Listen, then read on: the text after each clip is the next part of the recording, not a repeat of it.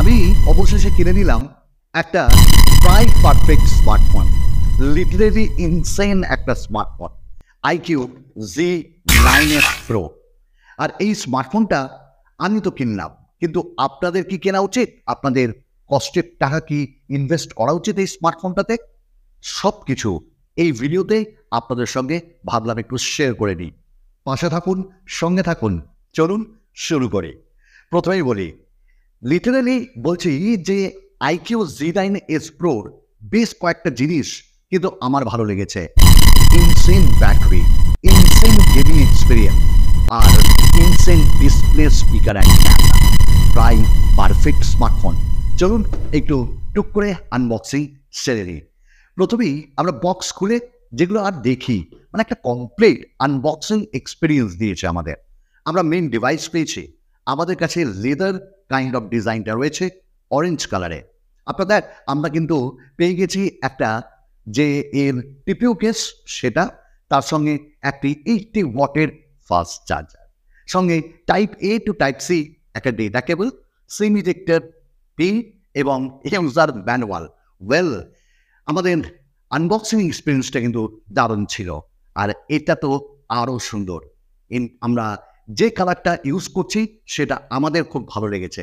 এছাড়াও আরও একটা কালার রয়েছে, সেটা হলো মার্বেল ডিজাইন, আপনারা ওটাও দেখতে পারেন। ওয়েল, প্রথমে বলি এর দাম আমাদের পড়েছে 22,000 টাকা উইথ অফার। আমার কাছে যে ভ্যারিয়েন্টটি রয়েছে ওটা 8GB 128GB।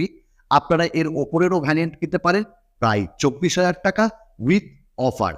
ওয়েল, আমরা প্রথমেই যখন একটা স্মার্টফোন ব্যবহার করতে যাই, প্রথমেই দেখি এর ডিজাইনটা কীরকম বা আউটলুক কীরকম, মানুষ কি বলবে দেখে, এবং ইন হ্যান্ড এক্সপিরিয়েন্সটা কেমন, সবকটা আপনাদের সঙ্গে বলি। প্রথমেই বলি যে এর লেদার কাইন্ড অফ যে ফিনিশিংটা, ওটা কিন্তু দুর্দান্ত লেগেছে।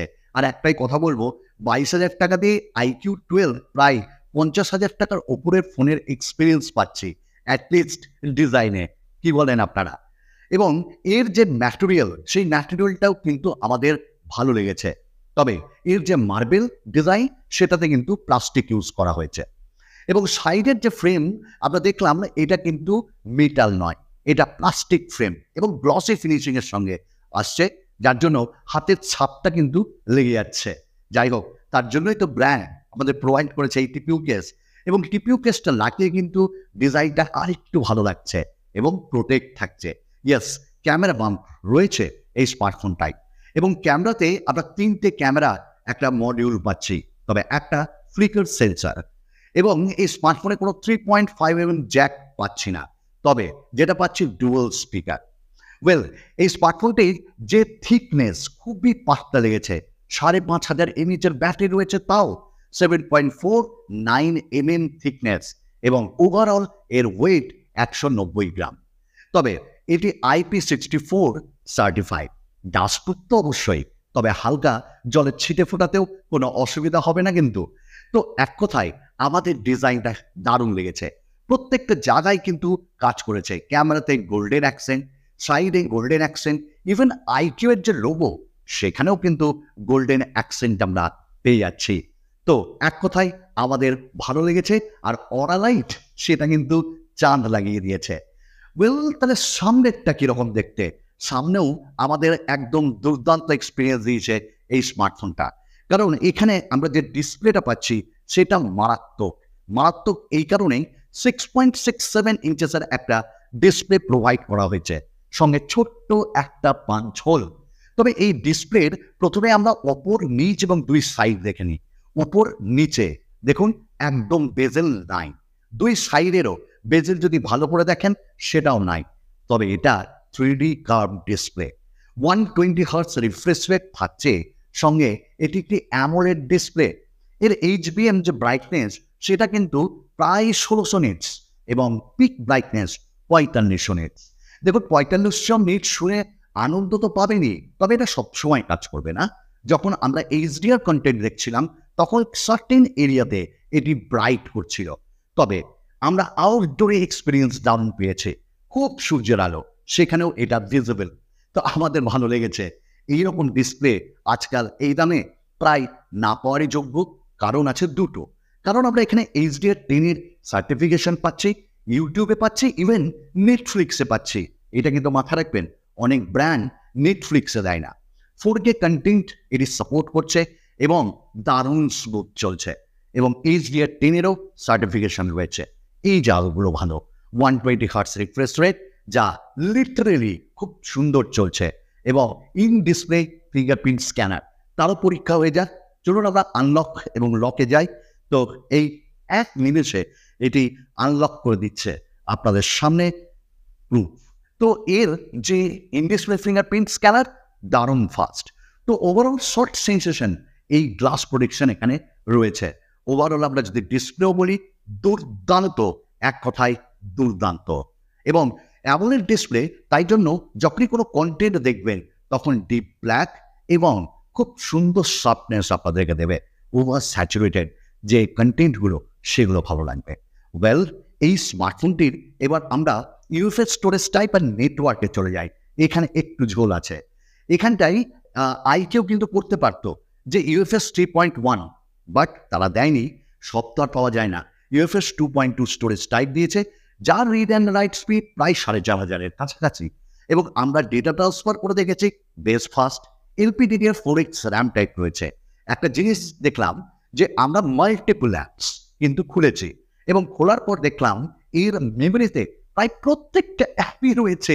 এটা একটা দুর্দান্ত ব্যাপার। যখন দেখলাম সেটাও প্রায় অনেক সময় পর, এটা ভালো।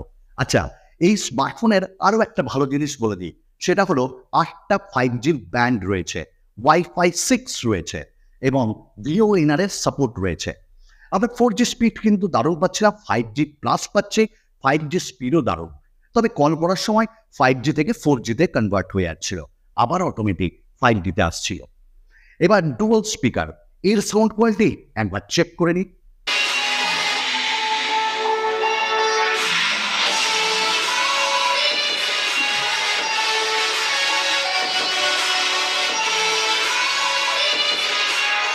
তাহলে দেখলেন সাউন্ড কোয়ালিটি কীরকম। তো সাউন্ড কোয়ালিটিতে বলবো এটাই যে 300% পর্যন্ত আমরা এটাকে ইনক্রিজ করতে পারছিলাম। হাইরেস্ট অডিও রয়েছে, এবং যখন এই মুভিজ দেখছিলাম বা মিউজিক শুনছিলাম, ওফ, দুর্দান্ত। তবে হ্যাঁ, একটু বেসের যে ল্যাক সেটা ফিল করবেন। তবে আমার মনে হয় এই রেঞ্জের সব থেকে লাউড স্পিকার এটাই, এবং কন্টেন্ট দেখতে গেলে একদম মাথা ঘুরিয়ে দেবে। I love the speaker of IQ G9s Pro। তবে আরও ভালো লেগেছে পারফরমেন্সের ক্ষেত্রে। পারফরমেন্সে আমরা এখানটায় যে প্রসেসর পাচ্ছি সেটা 7 Gen 3 স্ন্যাপড্রাগনের, এবং এটি একটি 4nm টেকনোলজির প্রসেসর। যত ন্যানোমিটার কম হচ্ছে প্রসেসরের পারফরমেন্স তত ভালো হবে, ব্যাটারির পারফরমেন্স ভালো দেবে, এবং গরম হবে না। তাহলে এই কথাগুলো কি শুধু লিখিত, না সত্যি করেই কাজ করেছে? আমি বলবো, আমি এক্সপিরিয়েন্স করে দেখলাম, সত্যি সব কথা ঠিক। মানে সফটওয়্যারের সঙ্গে এত সুন্দর এর মার্জ আপ করা হয়েছে যে সেগুলো চোখে পড়ার মতন। এর অন্তত স্কোর প্রায় 8,15,000-এর মতন। একবার এক এক রকম দিচ্ছে, আমরা মেনে চললাম 8,15,000, ব্র্যান্ড বলছে 8,20,000। এবং এখানটায় আমরা যখন কাজ করছিলাম মাল্টিপল অ্যাপসের, কোনো অসুবিধা হয়নি।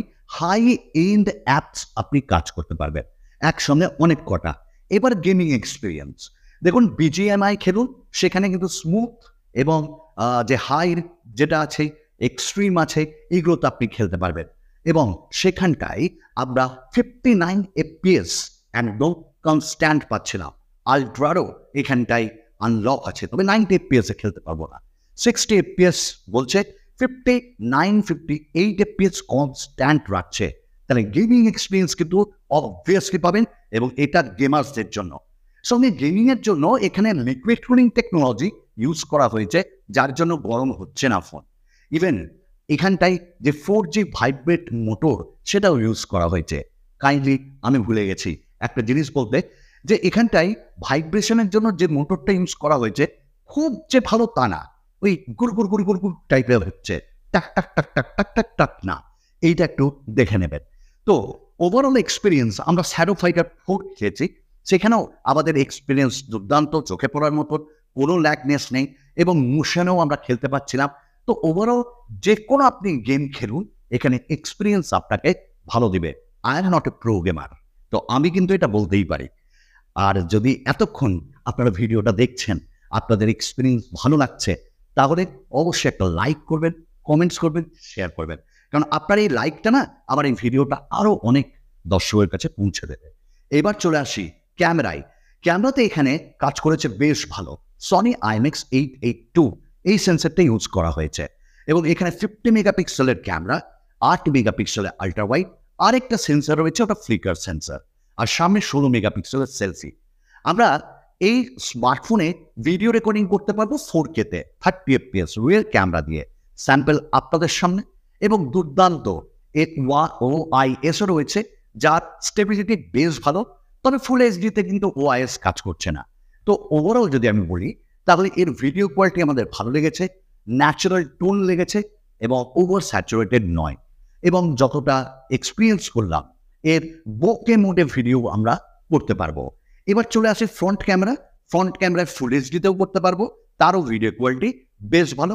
আমরা রিয়ার ক্যামেরা দিয়ে বিভিন্ন জায়গায় পিকচার তুললাম, যদিও এরপর ফুল রিভিউ আসবে।